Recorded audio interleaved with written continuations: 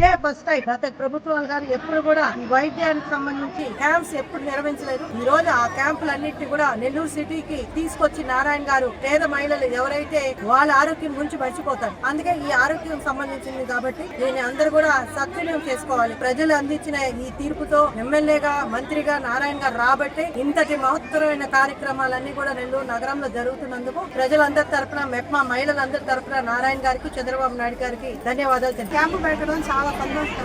బయట చేయించుకోవడం చాలా ఖర్చు అవుతుంది. నారాయణ సార్ గారికి ధన్యవాదాలు. ఇంటి సురక్ష పథకం కింద ఆరోగ్య సమస్యల మీద మన గౌరవనీయులైన చంద్రబాబు నాయుడు గారు ఇక్కడికి క్యాంపు పెట్టారు. దీంట్లో అందులో పాల్గొని మన నారాయణ సార్ గారు 39, 40, 42 వార్డుకి ఇక్కడ ఏర్పాటు చేయడం జరిగింది. మన పుంగూరు నారాయణ గారు ఆదేశాలతో ప్రతి పేద మహిళకి ఉచిత వైద్యం అందాలనే లక్ష్యంతో ప్రతి మహిళకి ఉచితంగా 16 వైద్య పరీక్షలు చేస్తున్నారు. పొంగూరు నారాయణ గారు మినిస్టర్ గారికి నమస్కరించి మా డివిజన్ లో డెవలప్మెంట్ అవ్వడానికి కారణం ఎవరంటే మా నారాయణ సార్ గారు. అతనికి మేము కృతజ్ఞతలు తెలుపుకుంటున్నాము.